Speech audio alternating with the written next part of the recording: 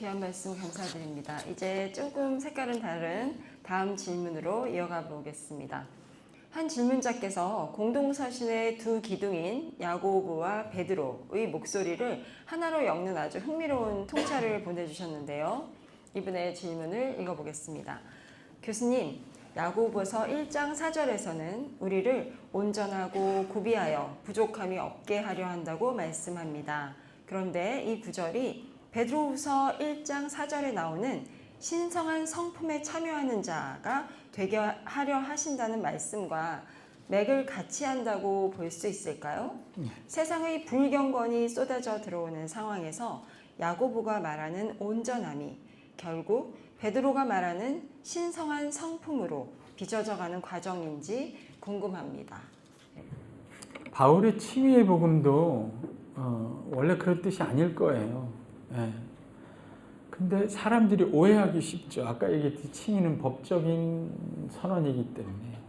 그러니까 실제로 내가 불경건해지고 더러워져도 법적인 선언은 안 바뀌거든요.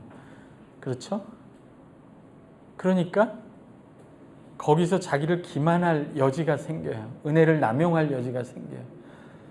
유다서를 보세요. 너희가 은혜를 방탕거리로 바꾸는 자들이 생겨요. 그래도 괜찮은 것처럼 생각할 만큼 은혜가 압도적인 방식으로 표현되기 때문에. 그런데 구원을 영원한 생명을 받은 거라고 생각하면 그 생명의 발현이 안 나오면 즉각적으로 질문이 생기게 돼요. 네 안에 있는 생명이 가짜든지 병들었든지 이렇게 바로 존재적으로 질문이 들어오게 되죠. 검증이 되게 되죠. 야고보서 1장에 있어서 복음은 1장 21절 한번 읽어보세요.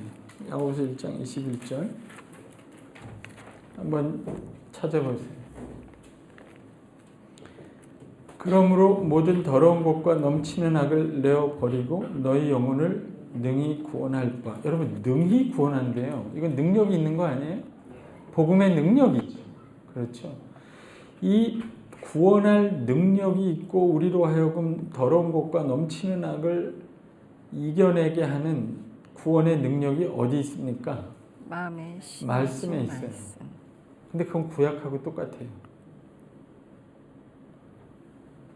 예수를 영접하는 자가 영원한 생명을 자기 안에 얻듯이 우리 영혼을 구원할 능력의 말씀이 그 말씀을 믿고 받아들인 그 아들을 믿고 받아들인 그 사람 안에 심어져 있어요.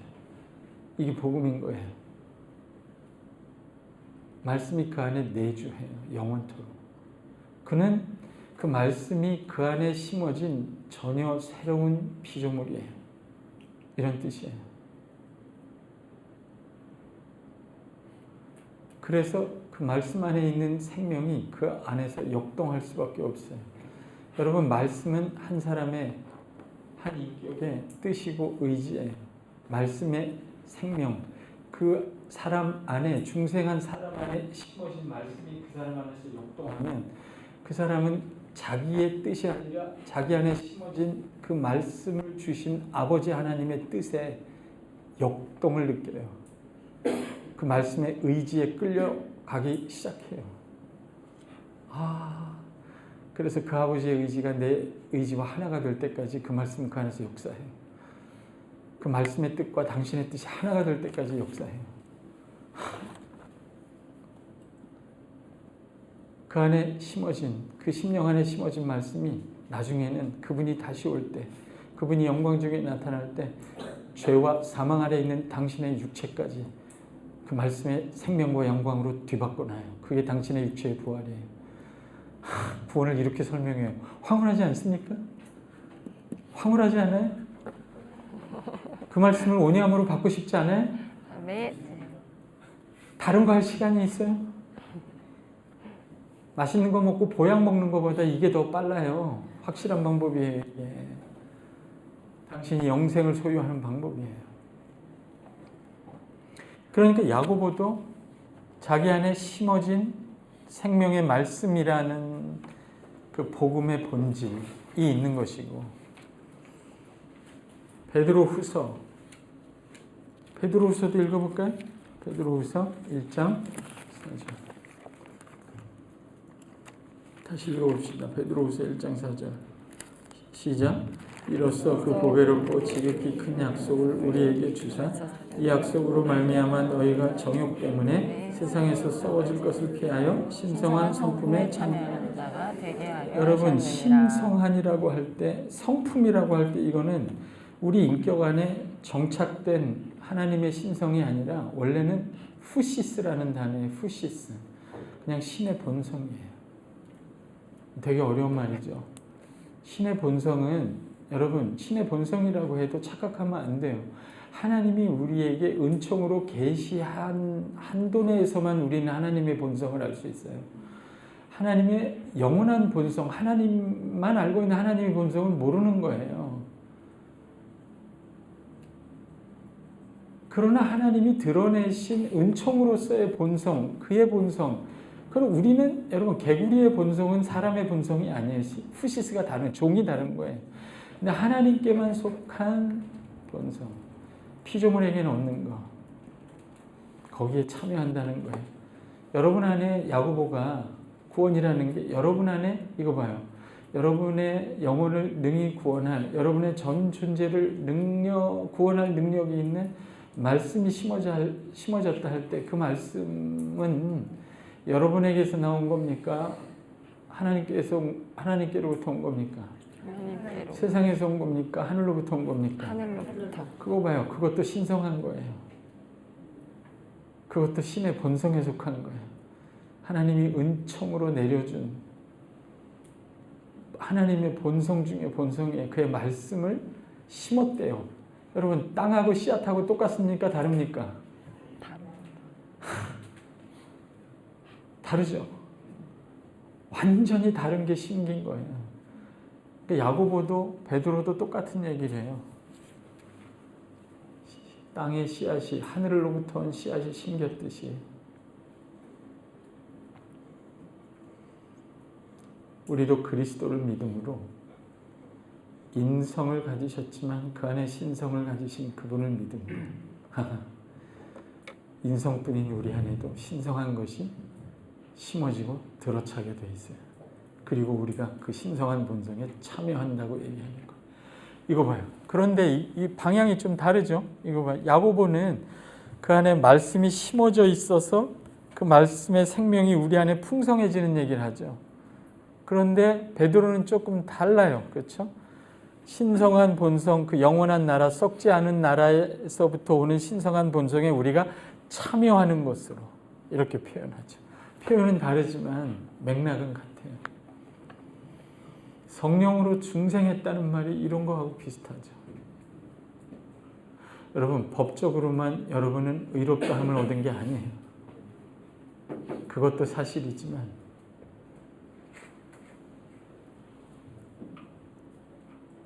영원한 생명을 얻으셨어요. 늘 제가 기이한 게 영원한 생명을 얻은 분들의 표정이 이런 게 진짜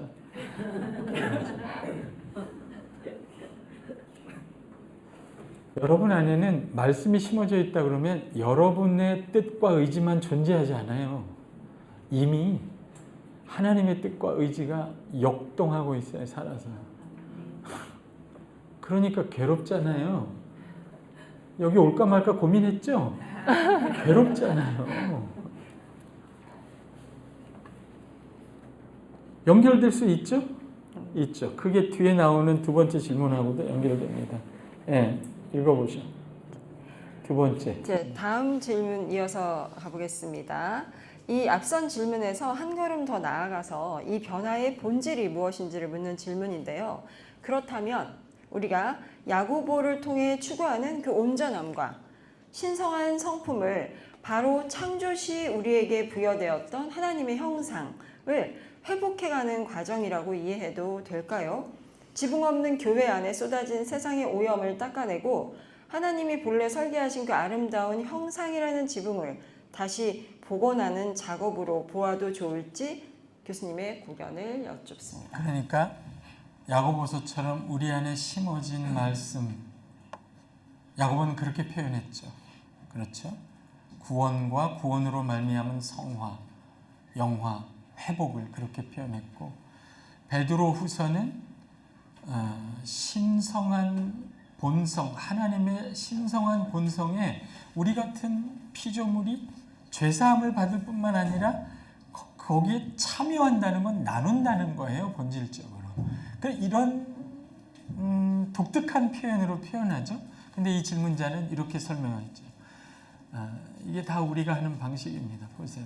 그 두 가지를 하나님의 형상의 회복이라 해도 될까요? 제 대답이 뭘까요? 되죠. 당연히 되죠.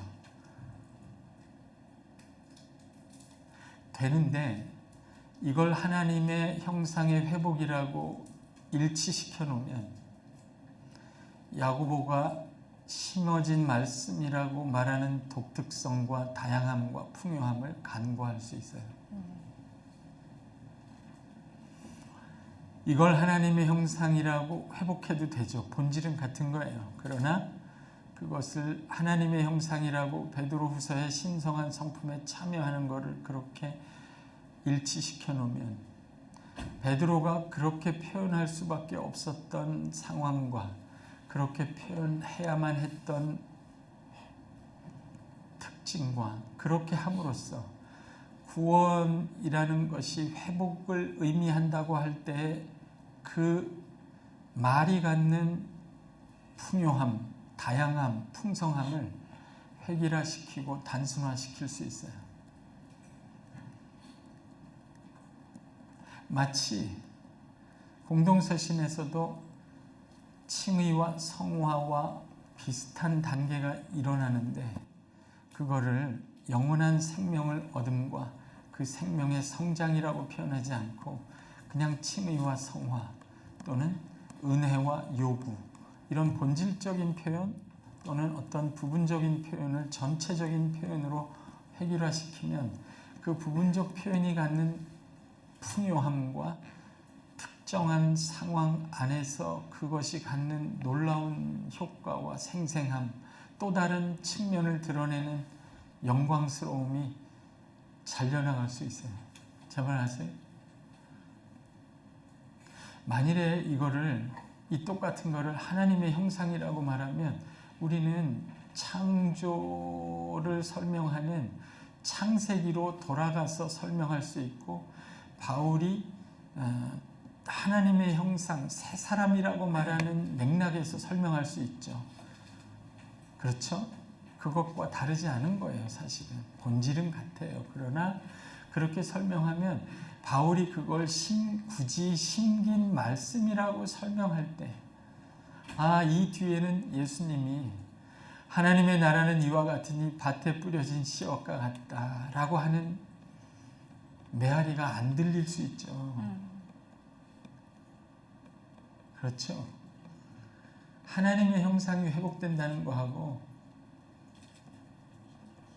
하나님의 말씀 자체가 우리 안에 심겨져서 그 말씀의 생명과 뜻과 의지와 영광이 우리 안에 실현된다는 것은 본질적으로 비슷하지만 다를 수 있어요. 여러분, 창세기에 있는 하나님의 형상은 인간 안에 있는 하나님의 형상이잖아요. 그렇죠? 근데 야고보가 말하는 너희 안에 심어진 말씀은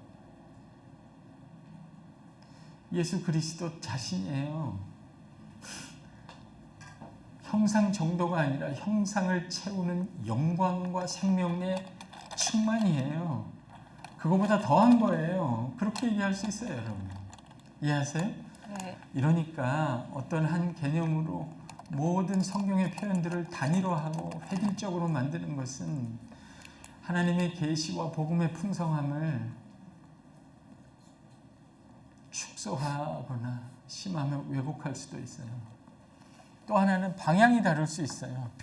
똑같은 걸 설명하지만 하나님의 형상이 회복된다면 우리는 이게 우리 안에 임한 구원이 하나님의 형상이 회복된다 그러면 내가 원래부터 갖고 있던 그 옛날에 창조 때부터 갖고 있던 형상이 회복되는구나 하고 이쪽 방향으로 과거로 돌아가죠.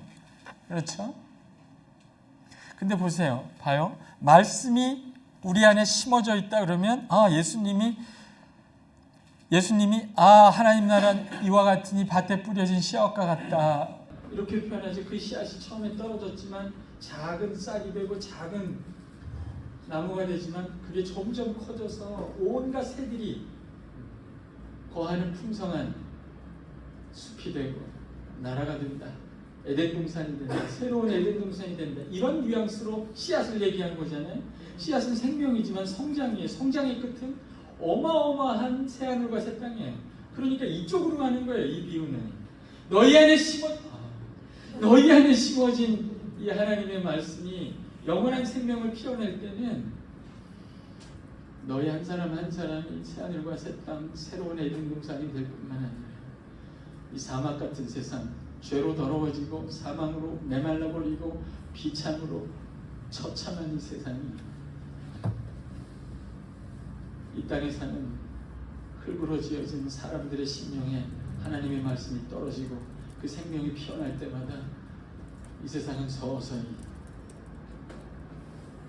사막 같은 세상은 새하늘과 새 땅, 물된 동산, 에덴 동산, 새로운 에덴 동산, 새하늘과 새 땅, 아버지의 나라가 가까이 온다는 더 미래적이죠.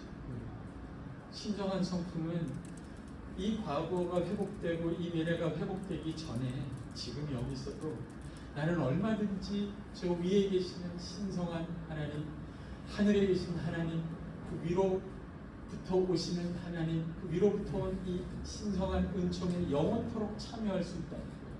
방향이 위를 향해. 여러분, 개신교는 위로 잘 가지 않습니다. 옆으로 가죠. 왜냐하면 개신교의 태생 자체가 근대에서 태어난 것이고 개신교의 복음 자체도 근대의 커다란 우산 속에 있어요. 근대는 중세와 다르게 하늘을 잘라버린 시대예요.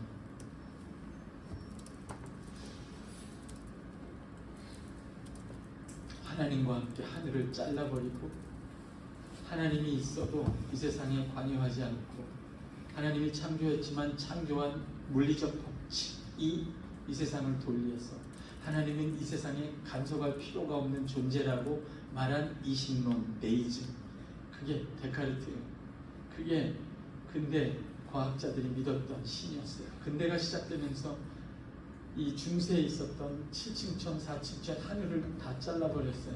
그리고 이 세상에서 사람들은 옆으로 앞으로 나라들을 점령하고 과학으로 이 세상을 점령하고 그러기 시작했죠.